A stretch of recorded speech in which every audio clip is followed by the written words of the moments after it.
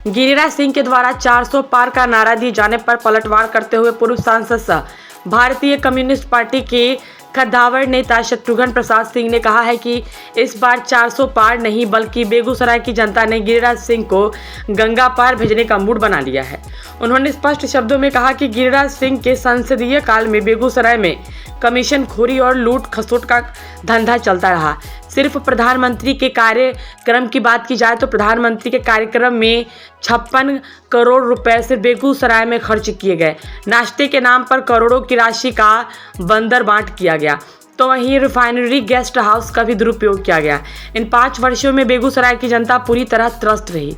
उन्होंने चुनाव आयोग से भी जांच करने की मांग की है।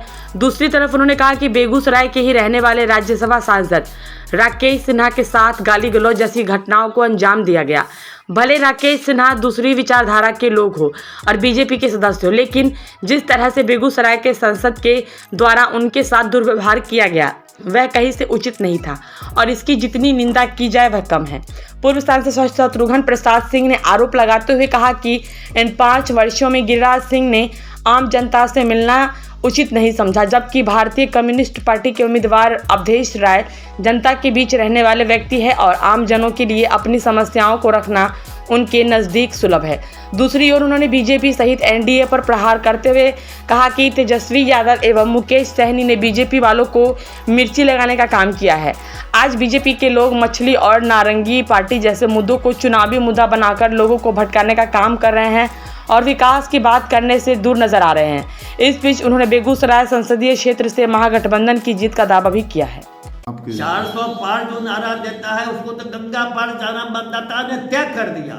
इसी मिट्टी का लाल होगा अवधेश कुमार राय, जो कि मिट्टी में जन्मा है, पाला गया है, पोसा गया है।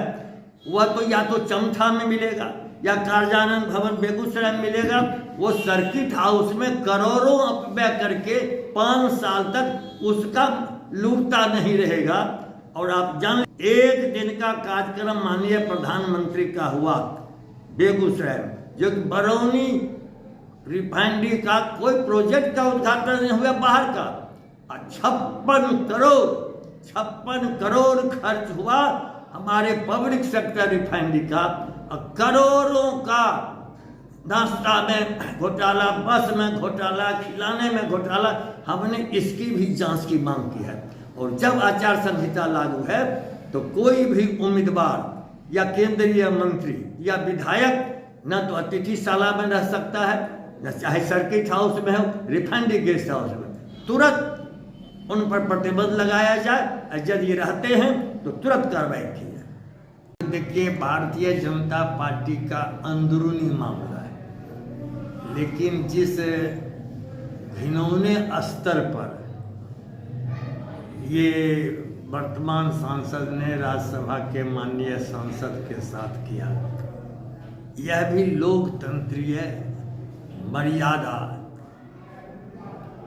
का ऐसा उल्लंघन आज तक मैं समझता हूँ बेगूसराय क्या बिहार पूरे देश की धरती पर ऐसा आपस में एक सभ्य समाज के लिए इस प्रकार से व्यवहार, हम राजनीतिक विचारधारा के विरोधी रहते हुए भी हमने तुरंत अपनी प्रतिक्रिया दी कि राकेश जी की माँ हम लोगों की माँ है, उसकी बहन हम लोगों की माँ है, और इस तरह से उनके साथ व्यवहार करना हमें, हमारे जैसे व्यक्ति को भी बर्दाश्त नहीं हुआ।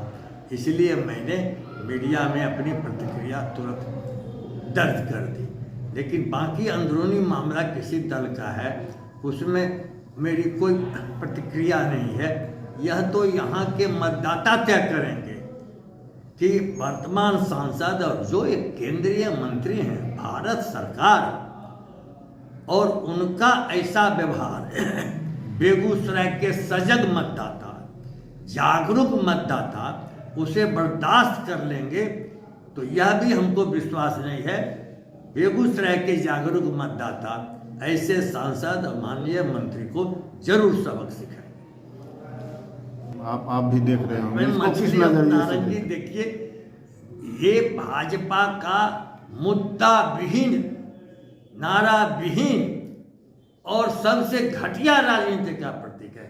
हम धन्यवाद करते हैं माननीय तेजस्वी जी और माननीय मुकेश जी का कि आप उनके तमाम माननीय प्रधानमंत्री से लेकर नितिन गडकरी तमाम लोगों के नारे और फैसले और ये इंडिया गठबंधन के विरोध के जितने भी नारे उछाले जा रहे हैं सबको तेजस्वी जी ने और मुकेश जी ने हवा हवाई कर दिया और उनको ऐसी मिर्ची लगा दी कि कोई दूसरा जवाब नहीं। उसी तरह से 3 मार्च को माननीय लालू प्रसाद जी ने कहा कि परिवारवाद बोलते हैं माननीय नरेंद्र मोदी, उनको परिवार नहीं है जिसके लिए हम क्या करें। अब परिवारवाद पर पूरे देश के चैनल में विवाद करने लगा और सब भाजपा का बड़ा नेता प्रधानमंत्री से उसी बोलने लगा।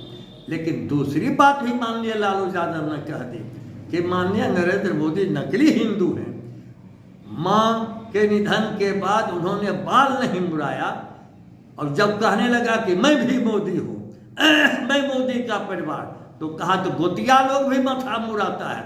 तुम असली यदि गोतिया हो तो तुम मथा मुड़ा बाल मुड़ा, आज भी वार्षिक श्राद्ध में भी लोग मुड़ाता है। तो तुम्हारा परिवार मोदी भी नकली, अब मोदी भी नकली हिंदू है, इसका जवाब नहीं दिया।